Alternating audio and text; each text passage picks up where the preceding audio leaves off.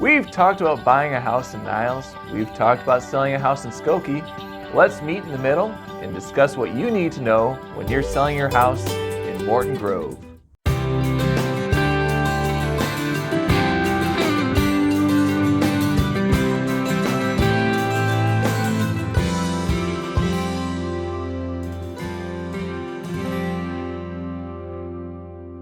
Come on in and have a seat.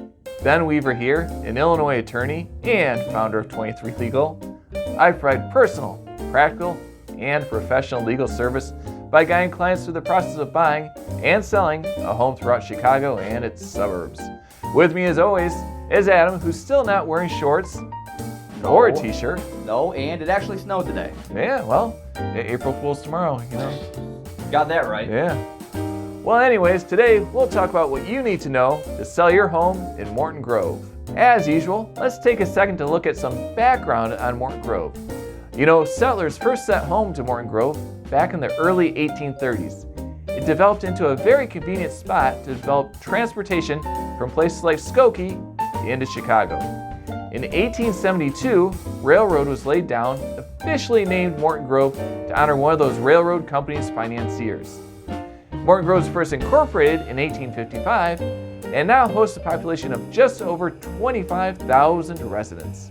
But let's get back to the real estate world here. Morton Grove is another village that hosts that 3 per 1,000 tax.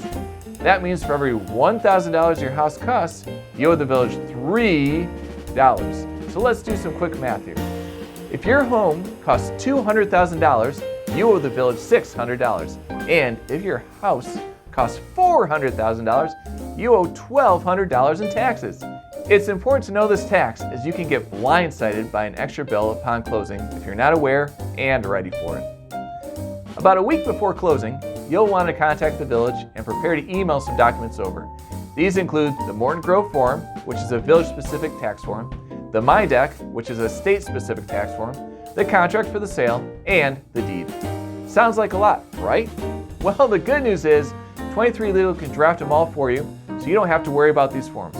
You know, we do this almost every day of the week, so what may look like a mound of confusing paperwork to you is just another Tuesday to us.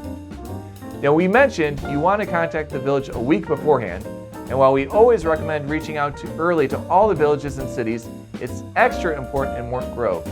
If you fail to give the village at least 3 business days notice, you'll be charged an extra $100 fee to speed up the process on their end. While Morton Grove may be a smaller village, they still have a lot of files and paperwork to keep up with on their end. So the more time we can give them to prepare everything, the better for all parties involved.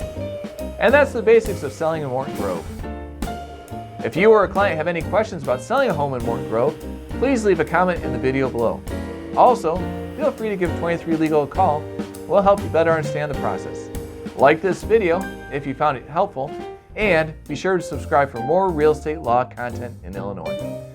I'm Ben Weaver, open to taking new contracts and clients, and I'll see you in the next video.